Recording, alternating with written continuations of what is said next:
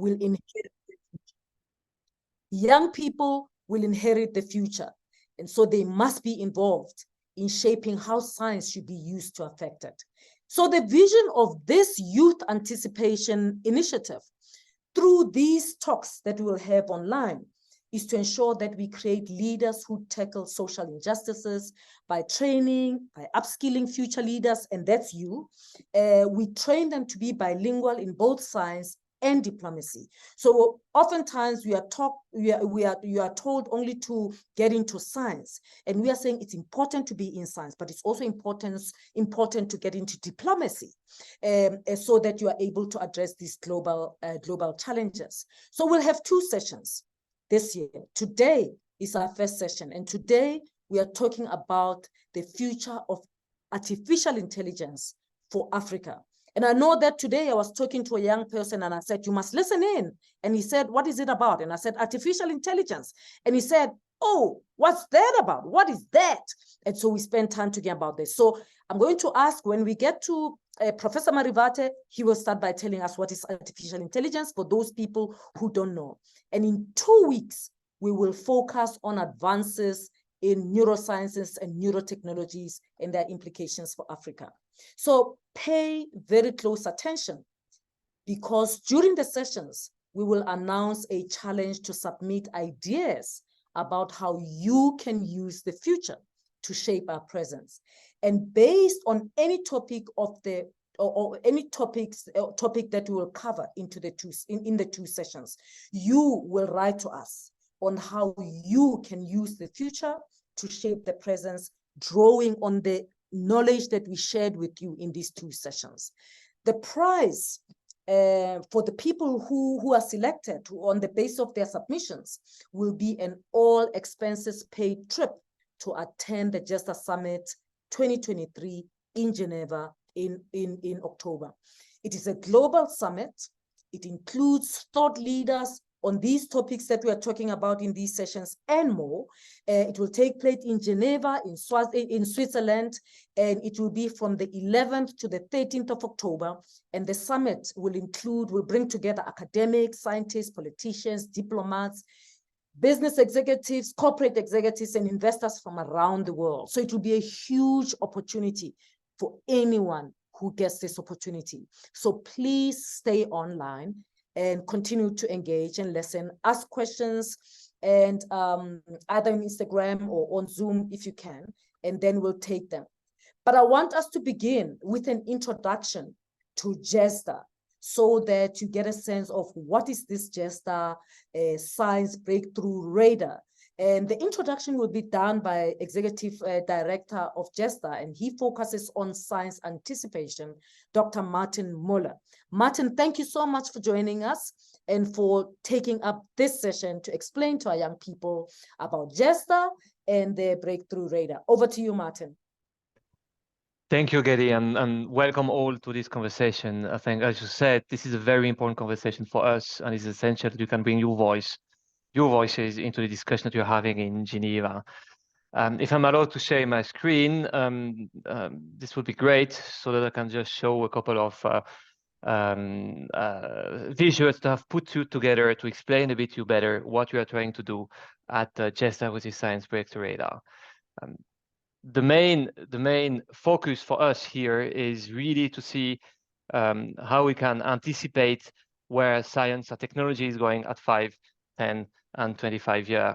Why are we trying to do this? Because as you see, we believe that science and technology are changing everything in our lives, about who we are as people, the way we live together, and how we relate to each other, to our society. And this, what you see on the screen, is the Science Breakthrough Radar. It's a free platform that you can access on radar.ges.global, where we present what's happening in the labs worldwide, across a variety of fields.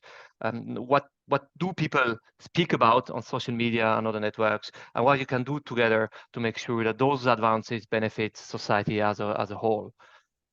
What we have done with thousands of scientists across the world, from Europe, North America, Africa, Asia, and Latin America, and really we try to look what's happening in the laboratories, in research, in universities, but also in private laboratories, across 5 main domains of science and technology, you know, everything that touches upon AI, of course, but also human augmentation that was mentioned, climate science with eco-regeneration, geoengineering, science and diplomacy, but also basic sciences and humanities. And we always ask the scientists the same question, you know, what's happening now in your labs?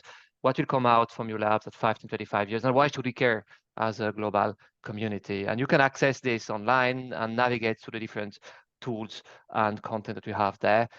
It's an interactive tool, so you can always comment and leave questions and interact with us through this. If I dig a bit deeper to present you what we have done on artificial intelligence, I think we discussed that with a range of topics, going from quantum technology, so the next generations of computers that will come out of the labs in 25 years. We discussed that together with what we call augmented reality. You know, think about the metaverse in 25 years, collective intelligence, human-machine interactions, how are decisions going to be taken in the future, brain-inspired computing, and other topics. And for each of those, we have scientists telling us, you know, this is what we're working on, and this is what you will see in 10, 25 years. And we should discuss this and get all the voices with us to make sure that we take the good decisions when those technology will be deployed in the world. Again, just zooming in a bit more deeper in advanced artificial intelligence, I think we have discussed the field with scientists across the globe. This is something that we actualize all the time. So every year, this new version comes out with the latest advancement that has been happened. And for example, here you see we have discussed a lot the latest models of ChatGPT, for example, the latest models of AI, and try to see how they matter. But what's interesting is beyond the descriptions of the field is really try to anticipate what will happen at 5, 10, 25 years. And here again, our collective of scientists, they tell us that in 5 years, for example, you could have AI systems that display common sense, that understand the world a bit more the way we understand it. In 10 years, we speak about human-like learning, so machines learning like humans. And in 25 years, you know, having systems that are closer to human intelligence. And the question we ask ourselves, if this is happening, I think Vukosi will tell, what does that mean for us as citizens of the world, and what actions do we need to take to make sure it benefits all of us the best way. Something that's interesting as well, because we realize that it's not only scientists, you know, that discuss those topics. We also have used virtual tools, machine learning tools, to see how the discussion is evolving on social media and how people are discussing those technologies. We have done that for all the different fields we're interested in. And if I zoom a bit deeper on AI, I think you can see that different people on different continents have different approaches to the technologies. But broadly speaking, in Africa, with 49% of people discussing positively the future of artificial intelligence. I think we see that here the group is more positive towards the development that we see in the field. But I think this is an important picture for us as well, because this shows that those issues are not only discussed in Europe, in Geneva, but across the globe commonly. What's important as well, as we move, you know, from anticipation to action, and this is a discussion that we had at our summit last year, where we really try to discuss, knowing what's happening in the laboratories worldwide, what can we do together as a global community to make sure, you know, that we develop the right tools. And those discussions, again, here bring people together from all across the world, from different areas of society, really to take stock about what's happening in the radar and to make sure, you know, that we can have grounded discussions about what we need to do. So again, this is a plea and for you to engage with us, but also, you know, to participate in the discussions and to join us at our summit in October, where again, this will be one of the topics that we'll discuss. Voila, this was my quick introductions. Back to you, Getty, for the rest of the discussion. Thank you very much, Martin. That I hope young people got the message. Of course, they can visit the GESDA website. Just search for GESDA and you'll get more information. But today, I'm having a conversation with Professor Vukosi Marivate. Vukosi, thank you so much for making the time. Vukosi, of course, is an associate professor of computer science. He's also the APSA University of Pretoria Chair of Data Science at the University of Pretoria. and co-founder and Chief Technology Officer of Lelapa AI, which is his own startup, right, Vukosi? That's your startup. Yeah, that's our startup. Yeah. Fantastic. I mean, Vukosi is like that model young person who's in academia and doing other things as well. And I'm going to encourage you to Google him, Vukosi Marivate. You'll learn more about him, what he's doing, what else, and perhaps even how to connect with him. And Professor Marivate and I will explore Africa's growing role within the field of artificial intelligence, and we will delve into importance of driving ethical, political, and societal aspects of AI, tackling biases, and empowering young people to contribute to this revolutionary field. And the objective of this session is to inform you, young people, about how artificial intelligence is shaping or can shape Africa's future and inspire you to be part of this transformative journey. Because as I said earlier, I was chatting to a young person and he immediately said, AI, and I said artificial intelligence, and he said, what is that? And then I said, have you heard about the fourth industrial revolution? He said, no. And so I thought, just in one little bit, there might be other people who are where he is. Can you tell us what is artificial intelligence? Thanks for the invitation again, and it's really great to be here today. And artificial intelligence in general is just that you want to build up systems that can take automated decisions. So in a classical definition that everybody should really get is you have some agent or a machine. It exists in some environment, it can take actions, and it takes these actions to achieve some goal. So if you think about a word search engine, for example, it exists on the internet, you go in, you type in a query of what you're looking for, it goes into its databases or where it stores its files, and then it returns some results.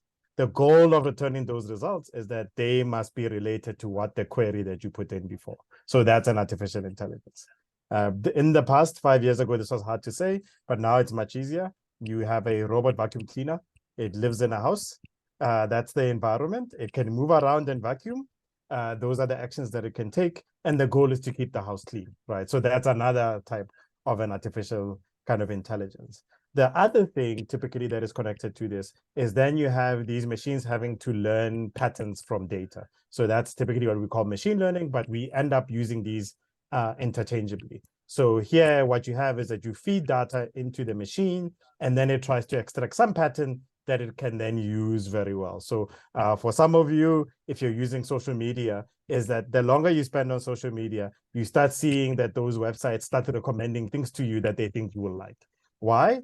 They've looked at lots and lots and lots of data from lots of different people within there, and then they are actually then using that to make predictions, right? They've learned those patterns in that data. So they think they know you, so they propose things to you. They could buy this and so on. Yes. All right. But of course, because you are one of the leading experts on AI in the African continent. So perhaps you can tell us a little bit about your journey. What got you interested in this field and how you got to where you are today? Because many young people, I mean, you are very young, man. So many young people are looking at you and they're like, I want to do that. How do I get into this? Let's just start there, and then we'll get to other questions about AI. Yeah, sure. Yeah, for me, I'm okay, originally from the same place as Katiza, from Harankua, and I went to school in this village called Makau. And in that space, the first time I interacted with a computer was there. I think it was preschool, where we went to go visit the primary school, and they had a computing center there. And through that, you become getting interested in, okay, fine, you can type things in there, put in an input, and then it does an output. And later on, by the time I got into high school, was okay, fine. How then do you get these things to actually learn and then get them to solve the problems that we have, for example? So that's how I started getting into thinking about this. But I could only really pursue that once I was in university. So I did an electrical engineering degree, a certain stream called information engineering. And by the time I was finishing that degree, I had met Prof. Chilizi Marwala, and we had started working together then towards AI and in different spheres. And I was really interested in how do you actually get these machines to learn from experience. So you let them be like the robot to go around the house, but it learns through experience that it actually should keep it clean, because you would find a way to give it a signal that it's not doing something correctly or not. So by the time I finished my master's, then I really wanted to get into this thing. I was fortunate enough to get a Fulbright scholarship to go study in the US for my PhD, and I moved from engineering completely into computer science and worked then for about 5.5 years on my PhD, working on machine learning and what we call reinforcement learning. And in the between that, I got very interested, one, in data science, and the second thing also in how do we then process language on that part. So I made sure I finished my PhD, and then when I came back to South Africa, I then said, okay, fine, how then do we start doing these other things, and then building up this career now in both data science and then how we use artificial intelligence for languages, and specifically African languages. And when you work in these kind of spaces, you start noticing that we need to grow, one, the talent on the continent, we need to get access to resources, and then we also need to make sure that we count, given this revolution that's currently going on. Great. I mean, there is an incredible journey you've had, Vukosi, because and it's also inspirational as well, because it started at a school in a village. Many people think that it only starts at a private school, at some posh private school in Pretoria or in South Africa, but at a rural school, village school in Garankuwa. So in Maka, welcome. So thank you very much for sharing that with us. Of course, when you talk about artificial intelligence and you say these machines are designed to solve particular problems, but then of course we end up doing other things with them. And when you talk about a machine that then does your cleaning, that you don't need to do the cleaning yourself already, I could imagine many people saying, oh, my aunt will lose a job. Should we be worried about that? So this is the challenge with any revolution. And if we go back into the previous industrial revolutions, one of the things that we tend to forget is that it's almost like there's winners and losers. And what does this mean is that there's new industries that get created. And then what we hope is that people will be able to transition from old industries into the new ones. Some of the challenges we have with our current kind of revolutions that are going on is one is the levels of the new skills versus the old skills. What do I mean by this? So if you're going into something like they were moving into ways where we were building like cars, for example, in a factory. Somebody might move and say like, oh, in the past I used to assemble the car. Now part of it is assembled by these machines that are sitting in a factory. So there could be another job I could still do to use the same, like similar labor. Some people might go into mining. Some people might go into maintenance of these things. And we have this description of those skills are transferable. You can move on. But then now with some of these newer things where you're having AI, a person who's an AI researcher or a research engineer is not necessarily, as you said, the same person who might have been a janitorial staff. So this is a thing of now, what we're supposed to be having as a conversation at the moment is there has to be planning on upskilling. There has to be planning on what other industries might we grow as a country, as a continent, to make sure we can transition. So you can't just have it and say, we just change from one thing to another without thinking about the effects on society. And this is the part, as you said, on the things about policy making, the things about being involved in shaping the way society actually looks at these technologies. And I tend to say it as you have to be a scientist in the public. You can't just do the science disconnected from the communities that you live within. And that's why you need to kind of work towards making these suggestions and seeing that we get some of these things correct. There are other things like, how do we get our math? How do we get our reading good within the countries or the continent so that we can also benefit from this ongoing revolution? Thank you very much, folks. I see the people who are asking questions. Please note that I'll get to your questions later. I've noted them. Keep just putting them in the chat. And thank you for being kind in the chat, and I'll get to your questions. Now, you know, many people are excited about generative AI, which of course has experienced an explosion of activity in recent months with ChatGPT. For example, AI can be better than human doctors at diagnosing diseases and discovering new drugs. But many others have raised concerns, and some people have raised an alarm about the profound ethical, political, and societal implications, such as AI taking our jobs or making educational institutions obsolete. And there are also risks in relation to ethics, algorithmic biases, social justice, and inclusion. Can you talk to us through the opportunities and the risks of AI and how to find a balance between the two? I know you talked about being involved in society, but of course, you know, ChatGPT has caused such a discomfort in universities, and you working in university, you know this challenge in universities. So how do we create this balance between, you know, social justice, inclusion, and you know, all of this that's happening? Yes. So one thing I think we have to be careful about is that there's sometimes this overselling that we've resolved some of these things. It's still a hard thing. I have a PhD student, Mphomo Kwatle, and she's working on doing a prediction of cancers, especially for African populations using natural language processing. So some of the tools that we build in our lab for language, we're trying to now use the similar approaches, but then now looking at DNA, and then looking at DNA almost like it's its own language within those. And the reason she wanted to work in that space was because a lot of tools actually aren't built for African populations. So you might find that somebody says, no, we can diagnose specific cancers very well. But then what you find is that those things were developed in Europe. And then once you actually test them on African populations, they have either very inaccurate, or even in drug discovery, as you were actually saying, that you have a drug that gets developed in the West, it then gets approved. But then later we find out, once it's been given to African populations, that it actually has very high side effects for African people who have African descent.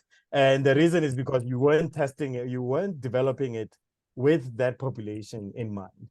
And these are the same things that actually still also will affect artificial intelligence on there, because if you're not having a representation of the data or the use cases that takes into account, especially people who might be South America, people who might be on the African continent, you then find out later on, normally when these things are already deployed or being ready, that they actually don't work. There used to be this unfortunate joke, like, you know, in the past, where you would go into some bathrooms and they had these things where you could get soap, and they would scan your hand and then figure out on the. And what people started finding out is sometimes they didn't work on darker skin. And this was the same thing with if you have fitness devices that have heart rate monitors. There was a time where they were very bad on, again, people who had darker skin, because they shine a light onto your skin and then they process the reflection. And in the past, they would have very inaccurate readings of heart of your heart rate because you had darker skin.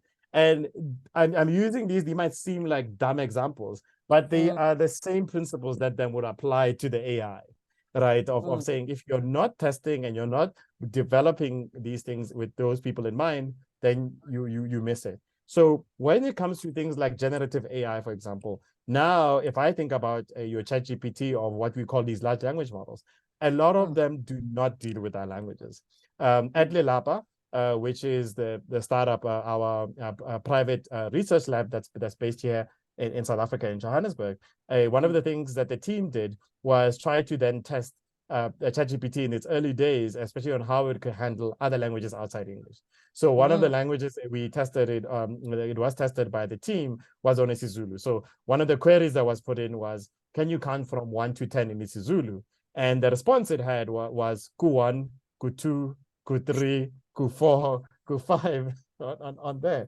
But And that's like a baby. That's like a baby who knows a little bit of Zulu and has got no idea how to count in Zulu. You see, so just imagine now those types of things, and we're thinking like, you know, obviously these types of systems have very great potential in augmenting teaching and learning, all those things, but we need to then understand that they might not represent us as well on that one. So that's why even at Lilapa or at the University of Pretoria with my research group, the Data Science for Social Impact Research Group, we're working on building these tools for African language, right? And extending them so that people can really the benefit from these technologies. It can't just be that, no, you must switch only to a what we call a high resource language like English, because once you obviously get out of metropolitan areas, the use of English goes very much down, and it means that people in more the rural areas or more non-urban areas wouldn't actually have a benefit from these technologies.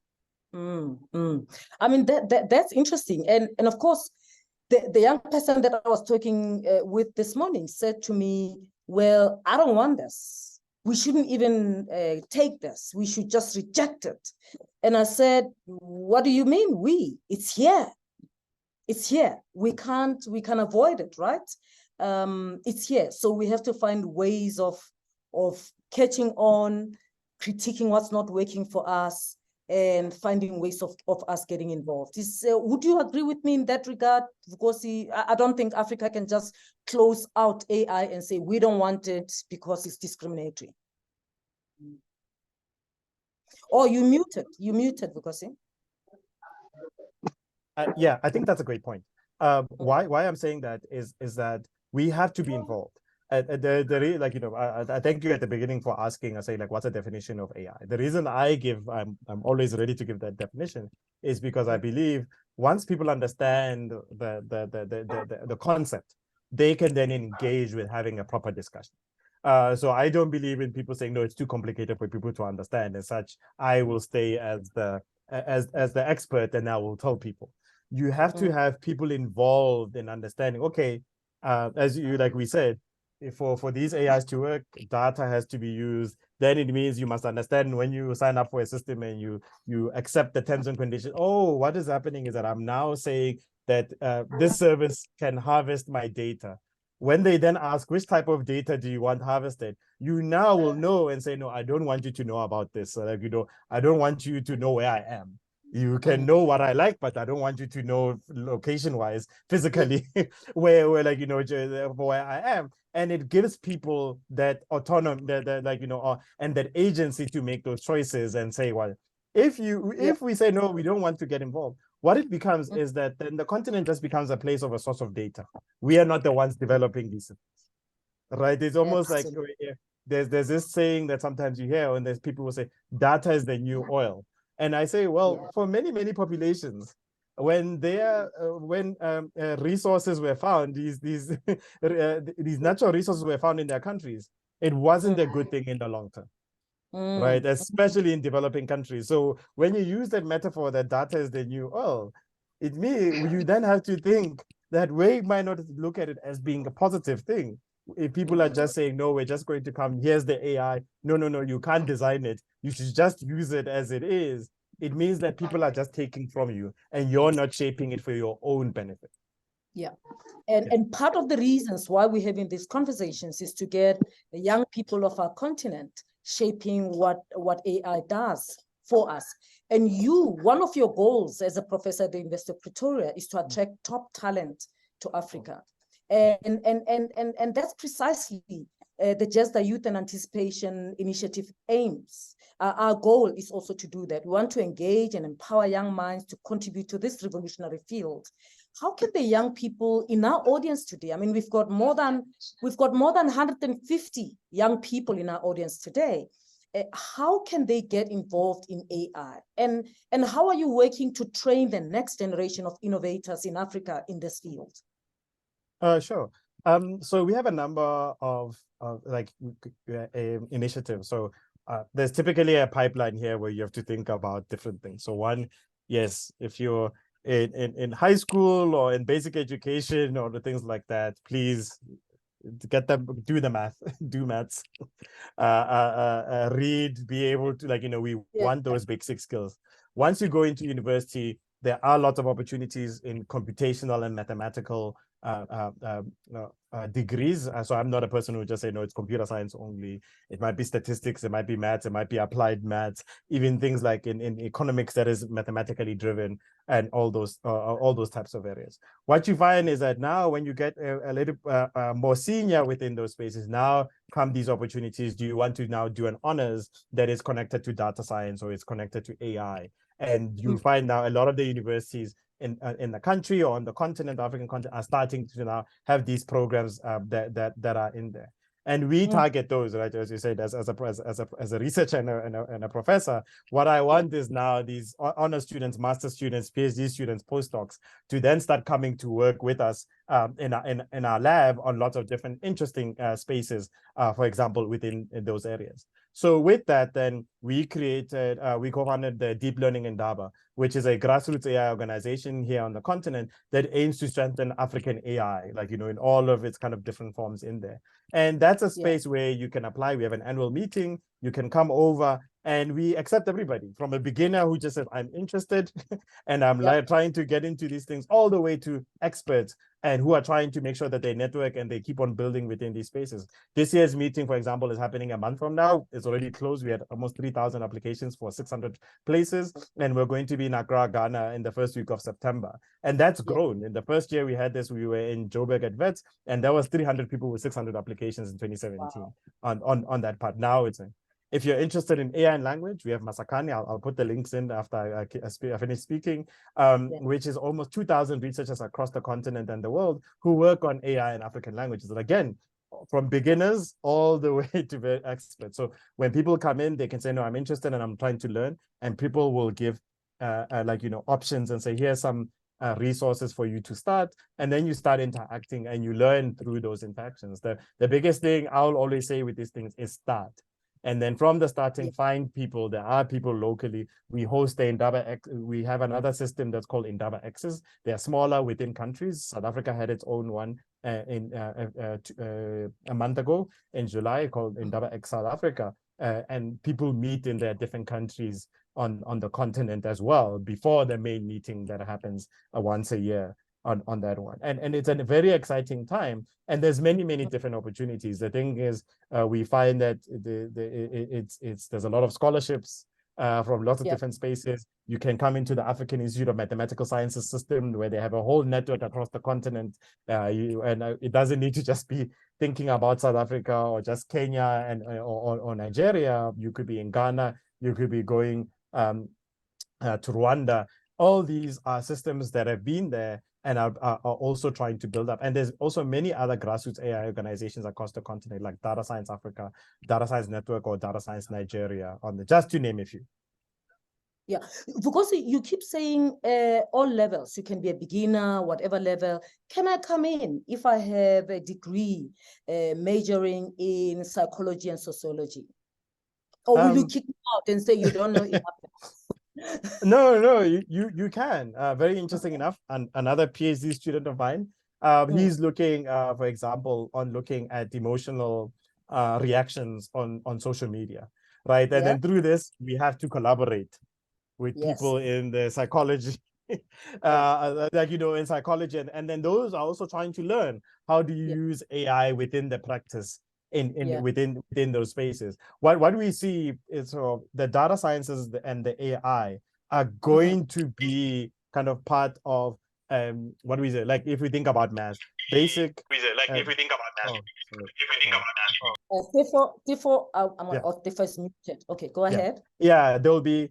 You will have to have either a AI and data science 101 in every kind of tertiary institution, whether it's a university of technology, or college, because you need to understand these things to do a lot of what modern science is starting to demand, which is being able to deal with data, understand the data that you have, and part of that are things like predictions where AI comes in.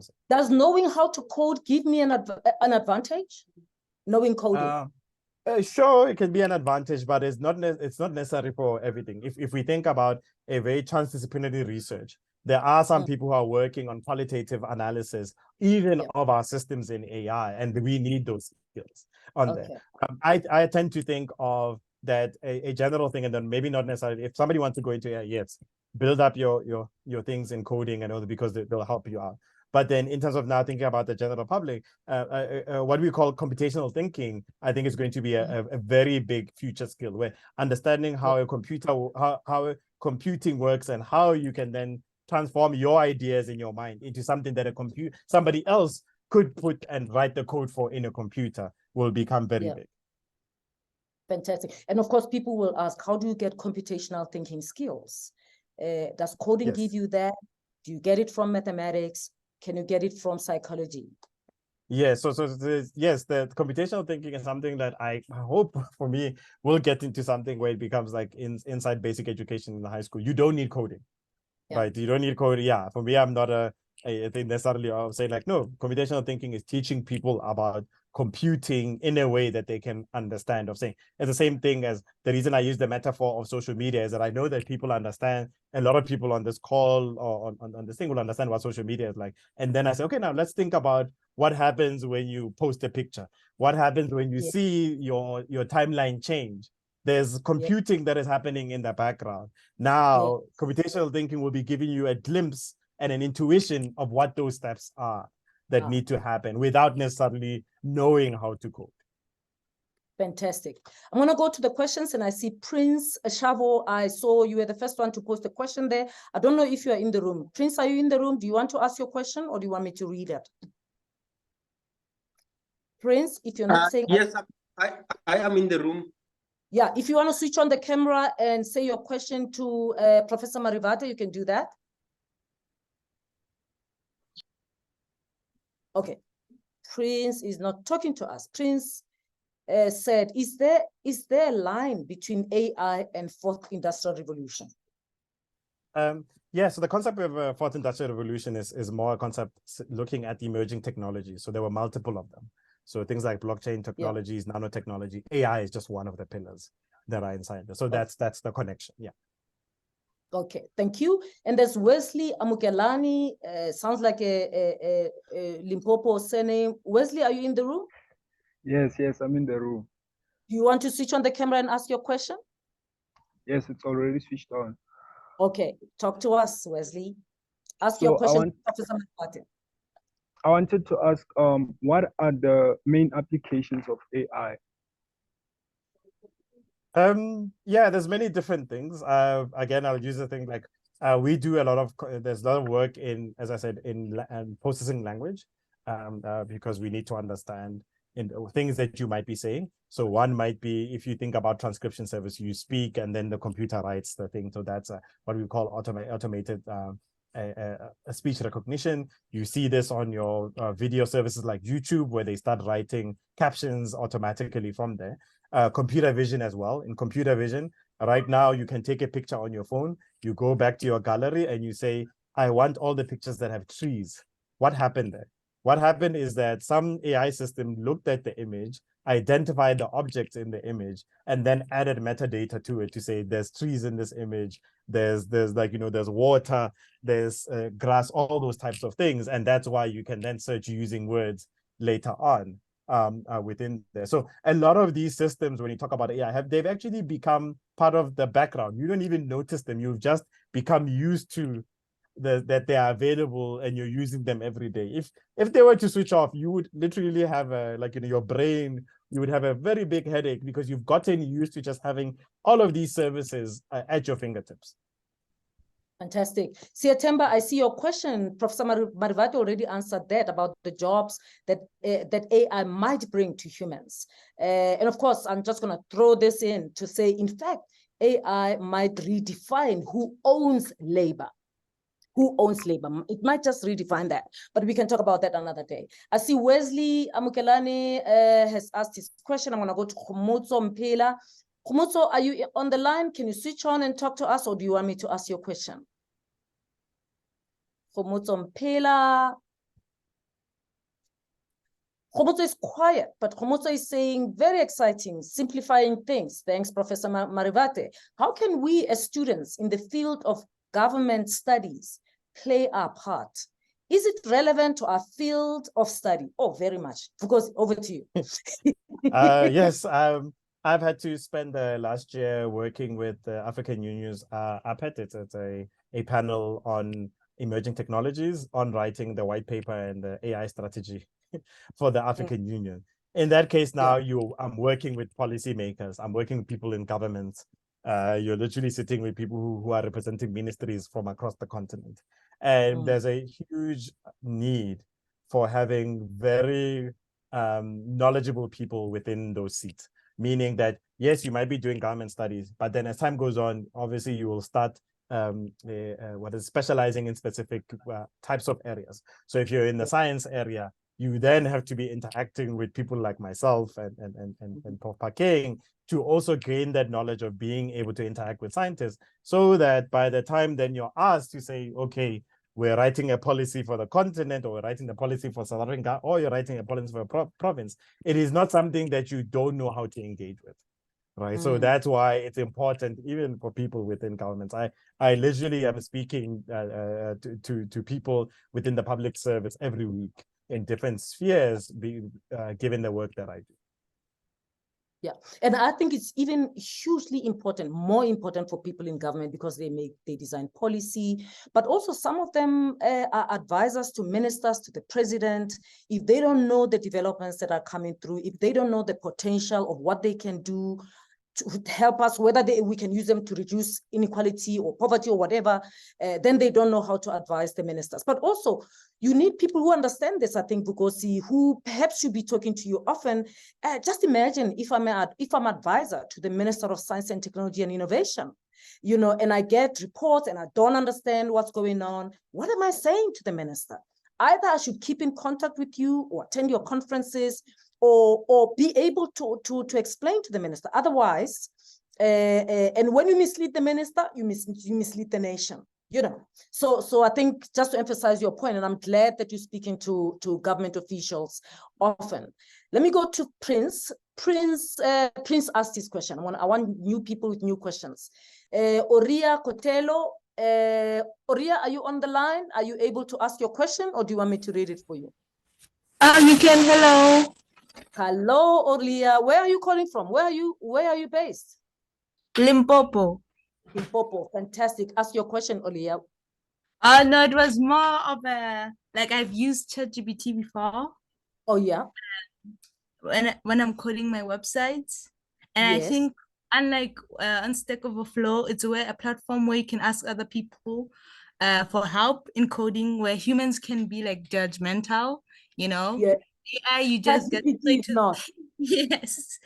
With AI, it gives you solutions and gets straight to the point. So yeah. I've come to the point where I've used ChatGPT and I no longer use Stack Overflow that much anymore. Okay, great. Great. I mean, he says humans are more judgmental than ChatGPT.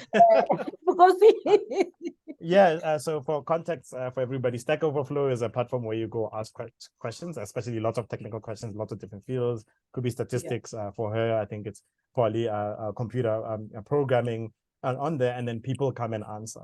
So the interesting thing for her saying that is that for systems like ChatGPT or these large language models, there's many of them. There's Google's ones called Bard, there's open ones. They are actually trained using data from Stack Overflow.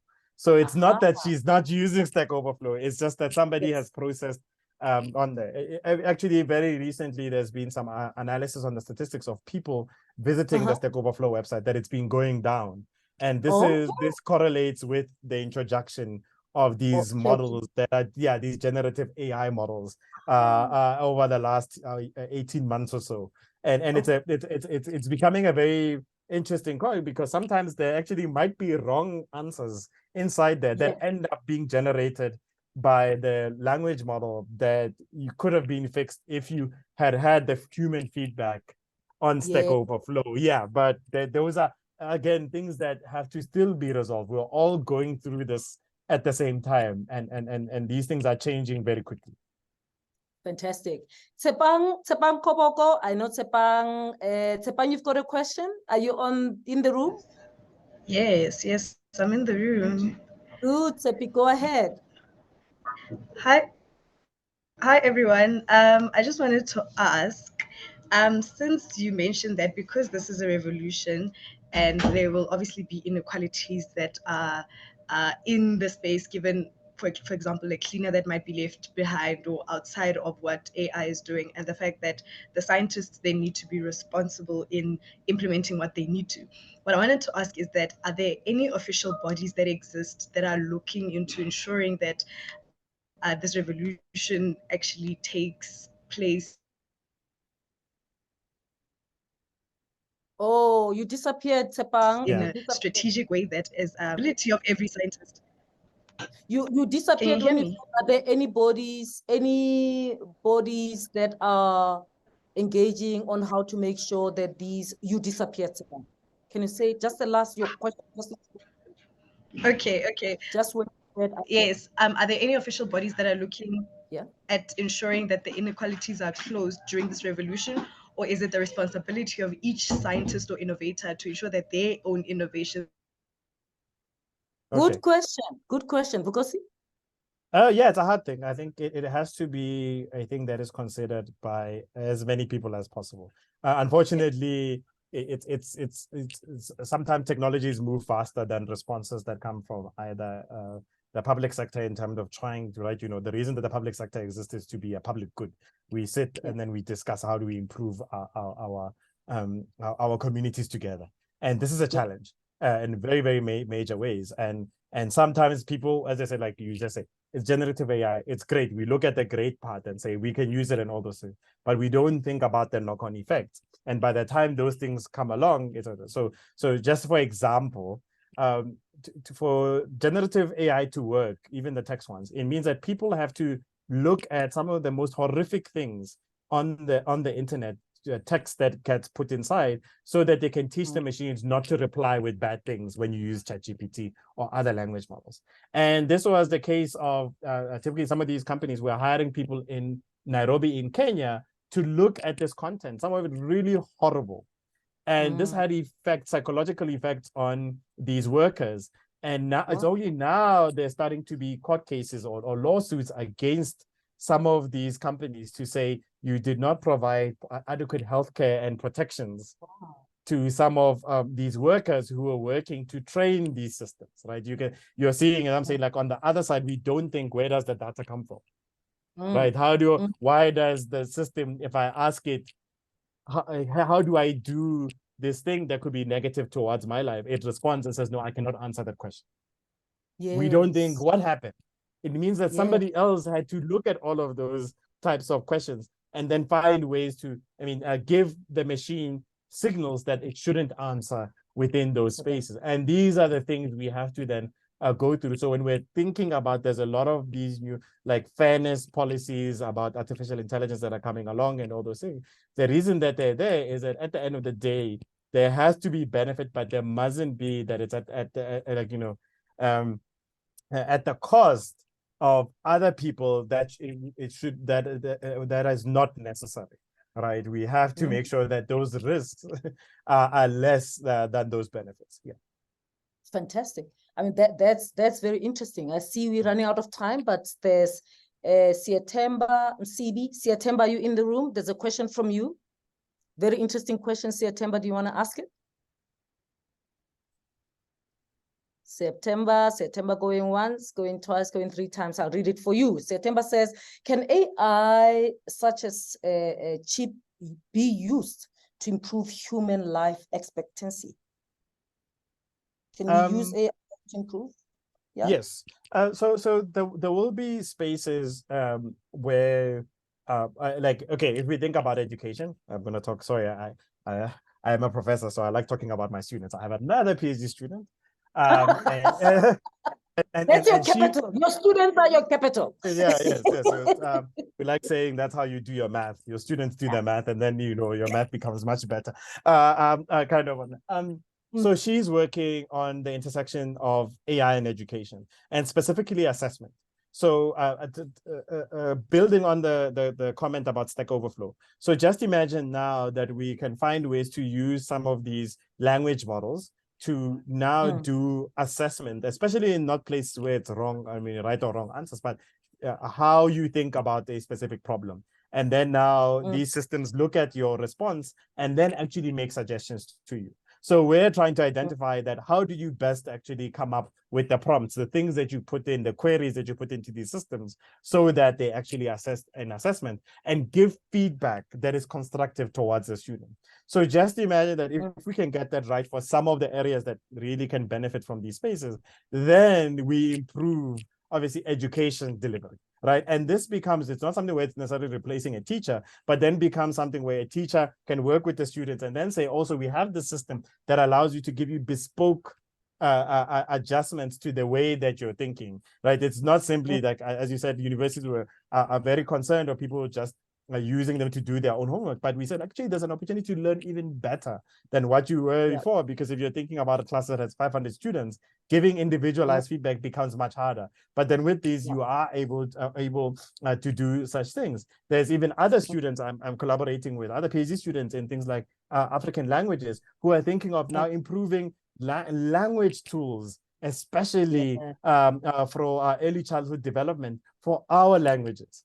Right. And we're trying to use AIs to now create these new resources, especially for teachers, to empower them to be able to teach our languages much better, and then hopefully start even creating advanced materials that can then move into other spaces within there. And that's just a place of potential. But you will notice when I give these examples, I'm not saying AI is the tool that does it. It's in collaboration, like with other people, on that one. It can't be just, oh, this one thing will be the thing that improves human lives. It doesn't work like that. Fantastic. There's a question here from Armando Lomja. Armando, are you in the room? Yes, sir. Okay, go ahead, Armando, with your question. So I think my question, because is when building these models, how deep do you have to go to really get a truly representative AI? Like, do you need to consider race, gender, socioeconomic status, culture in order to stress test these models and avoid the unintended consequences? Or do you just look at whatever the purpose is for that specific task?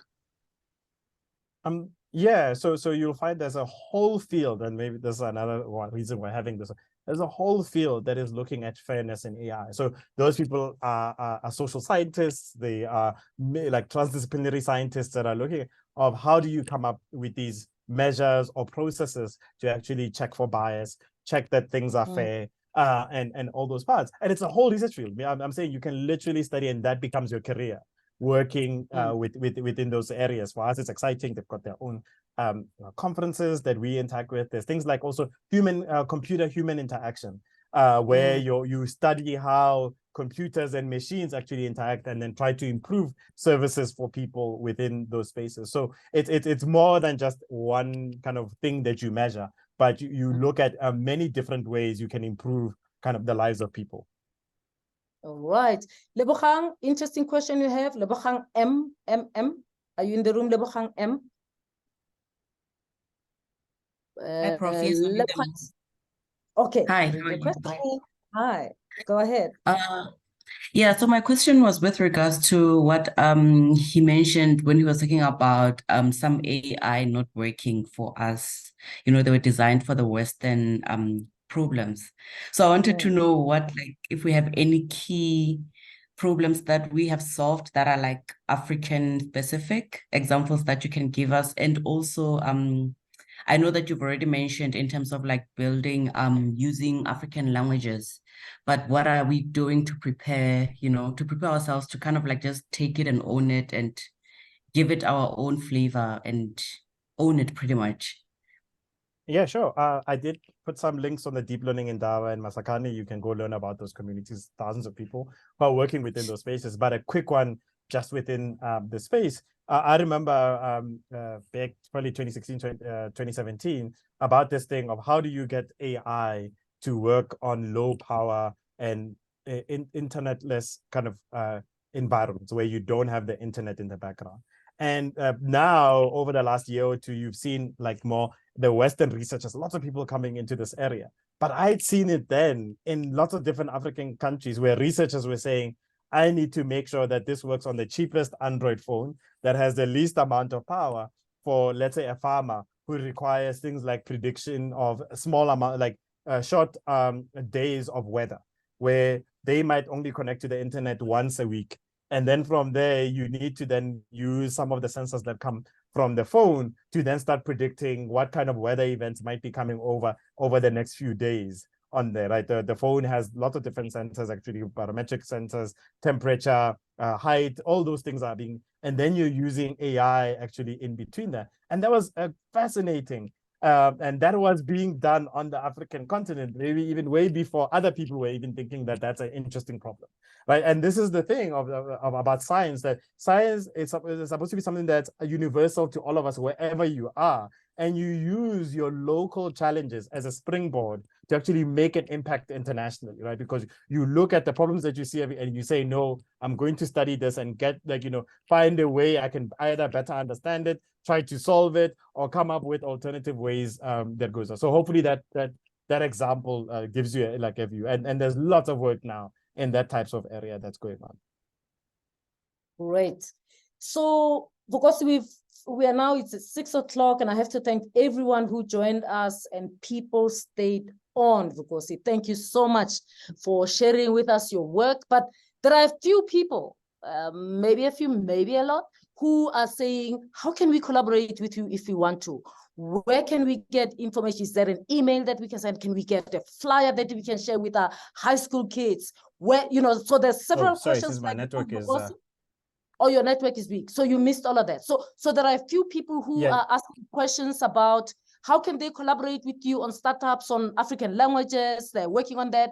Someone is saying, how can I get flyers to share with my high school kids so that they get to know, is there a website where we can go quickly? Of course, there's a GESDA website. And I'll say to people, just check out radar.gesda.global. You'll get, or you can just Google GESDA and you will get a whole lot of things there. But people are saying, in terms of the work that you're doing, can they get to your place, to you? Is there an email? Is there a place? I know you shared your website, the website of your group and so on. Are there pamphlets, Vukosi? Oh yeah, I have shared, sorry, about the pamphlets. We can find there are resources we can highlight. I have shared my thing. I can share my email. My email is basically public, so that's not a problem on there. But I've shared my Twitter. You can find me on there. Lots of people connecting. I've shared my LinkedIn as well, so you can find me. And then I've shared the website of our lab as well in like lots of different ways. So we can definitely connect in ways. Please feel free. And if I find that I'm not the right person, I will always refer you to a group of people who you can interact with, given the questions that you have. Fantastic. So you've got the license to slide into Professor Marivate's DMs. No shooting your shot. No shooting your shot. It's all about AI.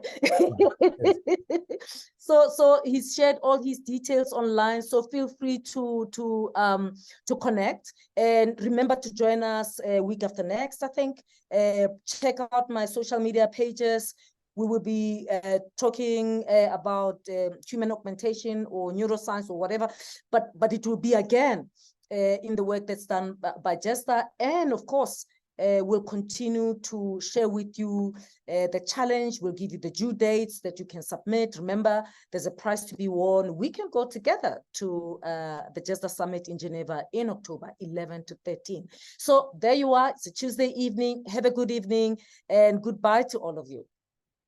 Because you remain online a little bit, but goodbye to everyone. Bye. Bye. I think the GESDA team is gone already. Because let me say bye. Khomoto is laughing at me that I'm saying no shooting your shot. I mean, because he might be complaining, why am I saying no shooting your shot? I mean, I'm just putting their leg anyway. Yeah. Because thank you so much. Really thank you very much.